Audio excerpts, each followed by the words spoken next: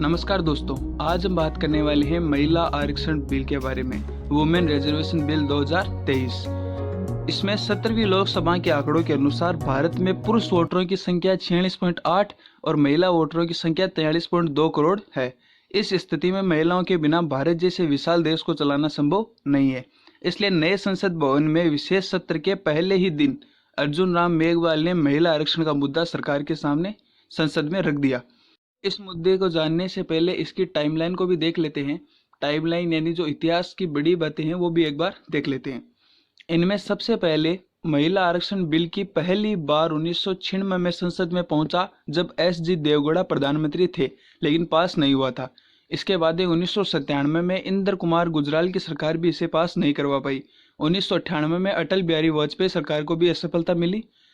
2010 में इसे एक बार पारित हुआ जब मनमोहन सिंह की सरकार थी, परंतु 2014 में लोकसभा भंग हो गई और ये बिल अपने आप ही खत्म हो गया।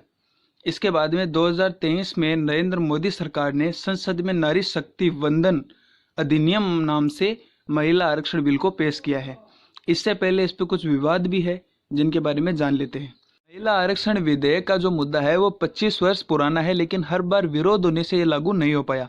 National federation of Indian women ने 2021 में महिला आरक्षण बिल को फिर से पेश करने के लिए सुप्रीम कोर्ट में याचिका दाखिल की थी। फिर नवंबर 2022 में न्यायमूर्ति संजीव खन्ना के नेतृत्व वाली पीठ ने इस याचिका को स्वीकार कर लिया और केंद्र सरकार से 6 सप्ताह के अंदर जवाब देने को कहा, लेकिन किन्हीं कारणों से ये सुनवाई मार्च 2023 तक टाल दी गई। ये कारण थे कोरोना वाले, जिनसे ये 2023 तक टाल दी गई। पिछले अगस्त में सुप्रीम कोर्ट द्वारा केंद्र सरकार को फटकार लगाएगी। बाद में इस ऐतिहासिक बिल को मोदी सरकार ने संसद में पेश कर दिया है। अब इस महिला आरक्षण बिल का जो पास होना है वो लोकसभा से पास हो चुका है और राज्यसभा से अभी पास होना बाकी है। इसका जो उद्देश्य है वो उद्देश्य purpose of women's reservation bill. इस बिल का उद्देश्य, प्रमुख उद्देश्य यही है कि महिलाओं को सशक्त बनाना है। वर्तमान समय में महिलाओं की हिस्सेदारी बहुत कम है और महिलाओं का कल्याण करने के लिए महिलाओं की साझेदारी भी महत्वपूर्ण है। महिला आरक्षण बिल के पहले जो लोकसभा की वर्तमान तस्वीर है उससे कानून के बाद की तस्वीर से तुलना कर लेते हैं। अभी वर्तमान में 543 सीट है, वो 543 ही रहेगी, लेकिन महिलाओं की जो 78 सीटें हैं वो 181 हो जाएगी और भागीदारी 15% से 33% बढ़ जाएगी। महिलाओं को कब मिलेगा संसद में 33% आरक्षण? यह आरक्षण संभवतः 2026 के बाद में ही मिलेगा।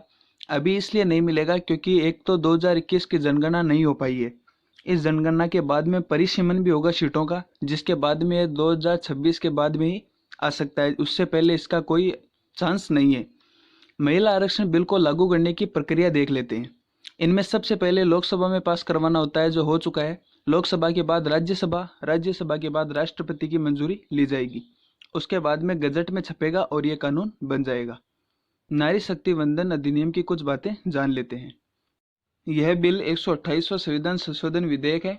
इसे प्रधानमंत्री ने नारी शक्ति वंदन अधिनियम नाम दिया है। इस नियम से 33% लोकसभा और विधानसभा में महिलाओं को आरक्षण मिल जाएगा। इसके साथ साथ दिल्ली विधानसभा में भी 33% सीटों को रिजर्व कर दिया जाएगा। SC/ST के रिजर्वेशन कोटों के आरक्षण में भी इसे शामिल कर लिया जाएगा, जिनमें 28 सीटें SC और 16 सीटें ST महिलाओं को दी जाएगी। ये महिला आरक्षण बिल जो है ये 15 साल के लिए लागू होगा। इसके बाद ये महिलाओं को आरक्षण देने के लिए फिर से बिल लाना होगा।